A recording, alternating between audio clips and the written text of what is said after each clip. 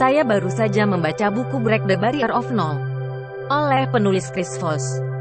Bertahun-tahun yang lalu, penulis Chris Voss saya diundang ke kelas negosiasi di Harvard. Instruktur kelas bertanya pada Chris untuk melakukan negosiasi tiruan dengan salah satu mahasiswa Harvard. Dalam simulasi negosiasi ini, Chris sedang menjual produk, dan rekannya diberi anggaran untuk membelinya. Chris dan rekannya pergi dari satu tempat ke tempat lain, sampai mereka menyepakati harga. Ketika instruktur datang dan bertanya, "Berapa harga yang disepakati?" Chris memberitahunya, dan dia segera mulai tertawa. Dia mengatakan kepadanya, "Chris, kamu benar-benar mengerti setiap sen yang saya miliki." Instruktur terbiasa melihat siswa Anda membagi perbedaannya antara harga jual minimum yang diberikan kepada penjual dan anggaran maksimum yang diberikan kepada pembeli. Tapi entah bagaimana, penulis Chris Voss telah meyakinkannya pihak lawan dalam negosiasi untuk menjadi sukarelawan semua anggaran, untuk menguji apakah itu keberuntungan. Instruktur menyuruh Chris melakukan apa sama dengan siswa lain keesokan harinya. Dan lagi, Chris berjalan keluar dengan jumlah maksimal. Mahasiswa Harvard ini tahu teknik yang lebih maju untuk memperdagangkan buku. Jadi bagaimana Chris Voss meyakinkan mereka untuk memberikan seluruh anggaran?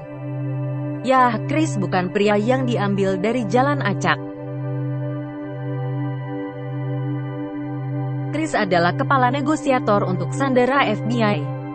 Dan setelah puluhan negosiasi sandera dengan penculik di seluruh dunia, Chris Voss menemukan bahwa kunci untuk mendapatkan apa yang Anda inginkan dan menghindari komitmen dan membuat pihak lain merasa diperlakukan dengan adil, itu adalah empati taktis.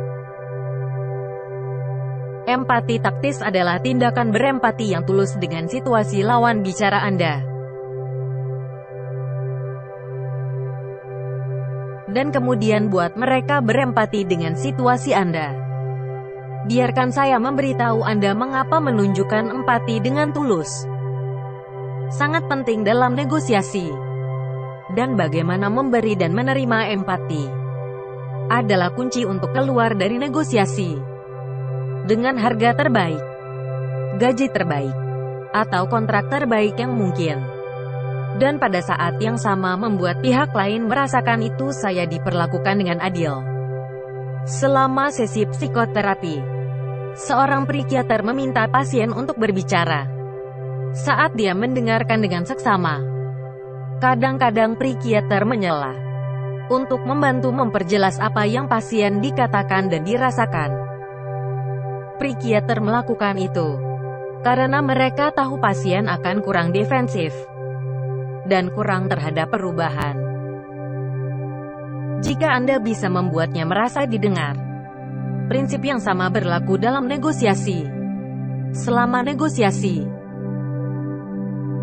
rekan Anda akan merasa tidak nyaman berurusan dengan Anda dan akan menolak tawaran balasan Anda sampai Anda membuktikan bahwa Anda memahami dunia mereka dan Anda dapat berempati dengan kebutuhan dan kekhawatiran mereka. Seorang wanita di tempat kerja Chris, dia belajar itu dengan cara yang sulit. Wanita itu, yang akan kita panggil Susan. Saya adalah agen penjualan untuk perusahaan farmasi. Dia mencoba mempengaruhi seorang dokter untuk menggantikan obat dia menjual pasiennya dengan salah satu yang dia jual. Pada pertemuan pertama dengan dokter, dia dingin dan tidak percaya. Dia mengatakan padanya bahwa tidak ada yang akan meyakinkannya untuk menggantikan obat yang tadi pemberian kepada pasien mereka. Meskipun pertemuan pertama ini mengerikan, Susan mulai melihat seberapa banyak dia tahu peduli dengan pasiennya. Ketika berbicara tentang salah satu pasiennya,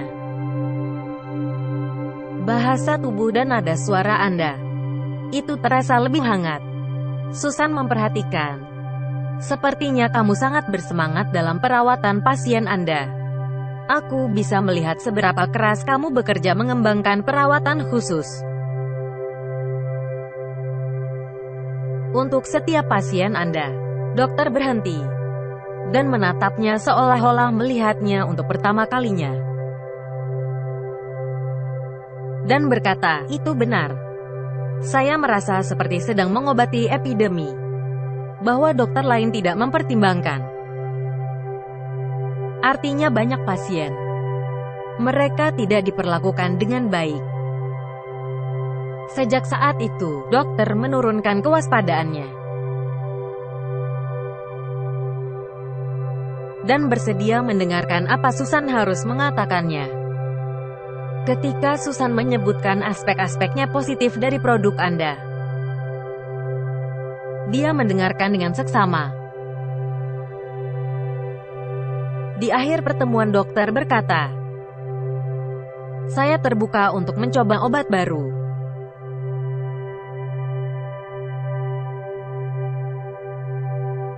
Dia memesan pada hari yang sama. Kata-kata ajaib yang mengubah percakapan dengan dokter. Mereka adalah, "Itu benar." Jika Anda bisa membuat lawan bicara Anda mengucapkan kata-kata, "Itu benar," Anda akan tahu bahwa Anda membuat mereka merasa didengar. Dan Anda akan tahu bahwa mereka akan lebih menerima. Untuk setiap penawaran dan penawaran balasan. Apa yang Anda lakukan sejak saat itu? Penulis Chris Voss mengatakan,